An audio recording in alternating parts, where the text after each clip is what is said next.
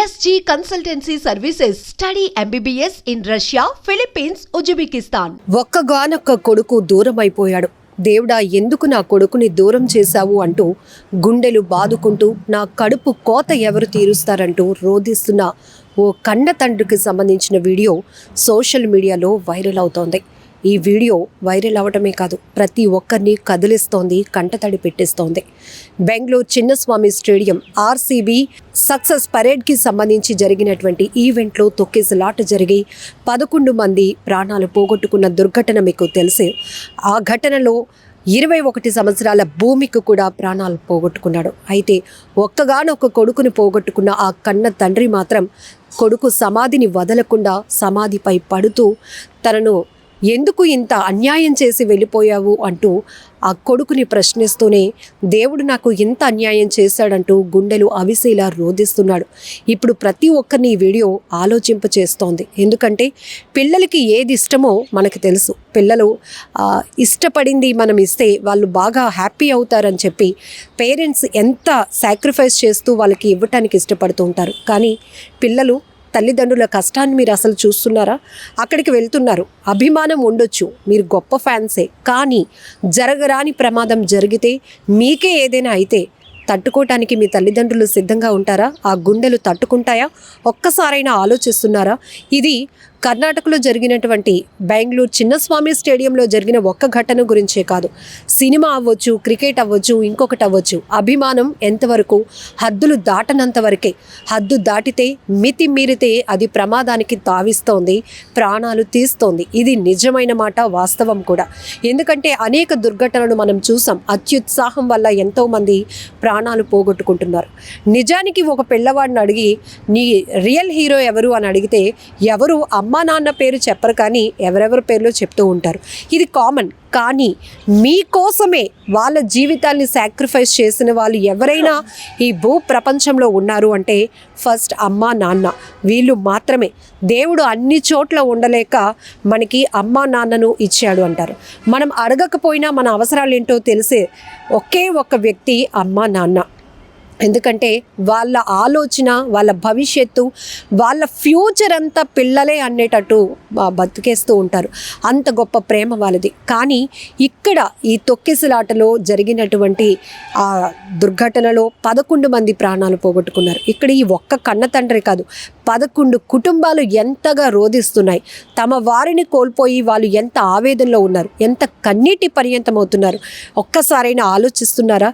ఇప్పటికిప్పుడు మారిపోవాలి అని కాదు, ఒక్కసారి మనసు పెట్టి ఈ తండ్రి కన్నీళ్లను మీ కన్నీళ్ళగా మార్చుకొని ఆలోచించండి.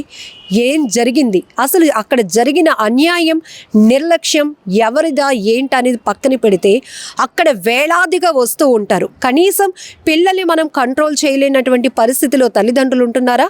అలాగే తల్లిదండ్రులు చెప్పినా వినకుండా వెళ్ళి ప్రమాదంలో పడి ప్రాణాలు పోగొట్టుకున్న పిల్లలు. ఇక్కడ మన డిస్కషన్ కూడా వీళ్ళ గురించి. ఖచ్చితంగా తెలుసు ఇది మంచిది అంటే, అది అక్కడ మంచే జరుగుతుంది అంటే పంపించడానికి పేరెంట్స్ ఎప్పుడు ముందే ఉంటారు. అవసరమైతే వాళ్ళు డ్యూటీ సెలవు పెట్టుకునైనా మీకు తోడుగా రావడానికి ఇష్టపడతారు. కానీ ఎక్కడ అసలు మీరు కంట్రోల్ తప్పుతున్నటువంటి ఇది మీకు ఇస్తున్నటువంటి ఫ్రీడమ్ మీరు ఎలా ఉపయోగించుకుంటున్నారు అనేది కూడా ఇక్కడ ఒక ప్రశ్న, మనం మాట్లాడుకోవాల్సినటువంటి అంశం.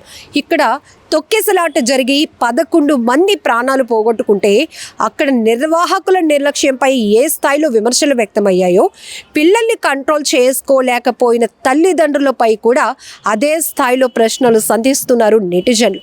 ఇక పిల్లల వరకు వస్తే కనీసం మీకు ఏం కావాలి, ఏది మంచి, ఏది చెడు, ఇప్పటి వరకు మీకు గైడ్ చేస్తూ వస్తున్న మీ పేరెంట్స్ మీకు ఒక ఏజ్ వచ్చిన తర్వాత మీరు సొంత నిర్ణయాలు తీసుకుంటున్నారు, ఫ్రీడమ్ అంటున్నారు, ఫ్రెండ్స్ వెళ్తున్నారు కాబట్టి వాళ్ళతో మేము వెళ్తామంటున్నారు. కానీ అక్కడ మీ ప్రాణాలకు ఏదైనా ప్రమాదం ఉంటే ఎవరైనా వచ్చి కాపాడుతారా? మిమ్మల్ని కోల్పోతే మీ తల్లిదండ్రులు ఆ కడుపు కోత తీర్చలేనిది. ఎవరు ఎన్ని మాటలు చెప్పినా మిమ్మల్ని తిరిగి అయితే వాళ్ళకి ఇవ్వలేరు. ఇక్కడ ఈ తొక్కిసలాటలో చనిపోయినటువంటి భూమికి కన్న తండ్రి కూడా కన్నీళ్లు పెట్టుకుంటూ చెప్తున్న మాటలు ఇవే.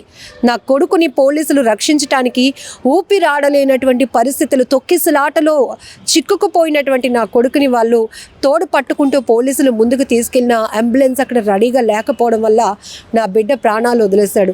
దేవుడా, నా కొడుకుని ఎందుకు నాకు దూరం చేశావు అంటూ ఆ సమాధి వద్ద ఆయన రోధిస్తున్నాడు. మరొక వైపు నీకు నచ్చినట్టే ఇల్లు కట్టాను, నీకు నచ్చినట్టే అన్నీ చేశాను, మీ అమ్మ నిన్ను అపురూపంగా పెంచుకుంది, అపురూపంగా చూసుకుంటుంది, ఒక్కగానొక్క కొడుకువి ఇలా ప్రాణాలు పోగొట్టుకుని మాకు ఇంత వేదన రోదన మిగిల్చి వెళ్ళిపోయావంటూ ఆ తండ్రి సమాధిపై పడి ఏడుస్తూ కొడుకు కోసం గుండెలు బాదుకుంటూ ఏడుస్తున్నటువంటి తీరు ప్రతి ఒక్కరిని కదిలిస్తోంది. ఇప్పటికైనా మనం జాగ్రత్తగా ఉండాల్సిన అవసరం ఉంది.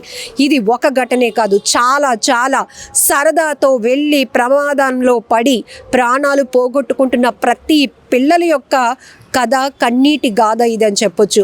అక్కడ వీళ్ళు ప్రాణాలు పోగొట్టుకున్నది ఒక్క క్షణంలో కావచ్చు, కానీ జీవితాంతం మీకోసం ఏడుస్తున్న మీ కన్న తల్లిదండ్రుల కన్నీళ్లు మాత్రం ఎవరు తొడవలేరు.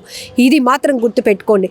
ఈ సమ్మర్ సీజన్లో ఎంతమంది పిల్లల ప్రాణాలు పోయాయి అంటే చెప్పడానికి మాకు కూడా మాటలు రావటం లేదు. బీచ్కి వెళ్తారు ఫ్రెండ్స్తో, అక్కడ అవుట్ ఆఫ్ కంట్రోల్, ఒకరి మాట ఒకరు వినరు, ఒకరిని చూసి మరొకరు అందులో సరదాలో మునిగిపోతారు, ప్రమాదంలో పడిపోతున్నారు. కాపాడే వాళ్ళు ఉంటారా అంటే ఉండరు. ఇక్కడ తల్లిదండ్రులకి ఫోన్ వస్తుంది, మీ పిల్లాడు ఇలా ఈతకని వచ్చి స్నానానికి దిగి మునిగిపోయాడు, చనిపోయాడని. అక్కడ వాళ్ళు గుండెలు బాదుకుంటూ మీ దగ్గరికి రావాలి. మీరు నిర్జీవంగా అంటే మీ మృతదేహాల వద్ద వాళ్ళు పడి ఏడవడం తప్ప మిమ్మల్ని వాళ్ళు మళ్ళీ ఎలా పొందాలో కూడా తెలీదు. కేవలం దేవుణ్ణి ఎందుకు ఇలా మా బిడ్డల్ని దూరం చేశావు అంటూ నిందిస్తూ ఏడవడం తప్ప ఏమీ చేయలేని నిస్సహాయమైన పరిస్థితి. ఇక్కడ ఈ కన్న తండ్రిని మనం ఒక్కసారి ఆయన పెయిన్ని ఓన్ చేసుకుందాం. ఆయన చేసింది కూడా తప్పే, ఎందుకంటే అలాంటి బిగ్ ఈవెంట్స్కి ఏ స్థాయిలో జనం వస్తారో తెలుసు, ఏ స్థాయిలో ఫ్యాన్స్ వస్తారో తెలుసు. అక్కడికి వచ్చిన వాళ్ళు కంట్రోల్లో ఉంటారో ఉండరో పిల్లలకు తెలియకపోవచ్చు, కానీ పెద్దవాళ్ళుగా మనకి తెలుసు. అక్కడికి వెళ్తే పిల్లవాడు మళ్ళీ తిరిగి సేఫ్గా వస్తాడా, అక్కడికి వెళ్ళటం కరెక్ట్ అయినా మనం వాళ్ళని ఎంతవరకు కంట్రోల్లో పెట్టుకోగలుగుతాం. పిల్లలకి నచ్చినట్టు అన్నీ చేయటం, చూసి ఇవ్వటం, లేకపోతే సాక్రిఫైస్ చేసి ఇవ్వడం కాదు. ముందు వాళ్ళని మనం రక్షించుకోలేనటువంటి పరిస్థితిలో ఉంటే ఎవరిని నిందించి ఏం లాభం అనేది కూడా ఇక్కడ మరికొంతమంది అభిప్రాయాలు వ్యక్తం చేస్తున్నారు. ఏదేమైనా ఈ దుర్ఘటన చాలా బాధాకరం. బట్ ప్రస్తుతం సోషల్ మీడియాలో ఈ తండ్రి రోదన, తండ్రి కన్నీటి గాథ చూసిన ప్రతి ఒక్కరూ మాత్రం గుండెలు వణుకుపోతున్నాయి. ఎందుకంటే ఇంత దుఃఖాన్ని వాళ్ళు దిగమింగుకొని ఎలా ముందుకు వెళ్ళగలుగుతారు అనేది కూడా ఒక ప్రశ్నే. ఇక్కడ భూమికి లాంటి ఒక కొడుకును పోగొట్టుకున్న కన్న తండ్రి కన్నీళ్ళే కాదు, ఇలాంటి ఘటనలు మరెప్పుడు కూడా జరగకుండా ఉండాలి అంటే మనం కూడా జాగ్రత్తగా ఉండాల్సిన అవసరం చాలానే ఉంది.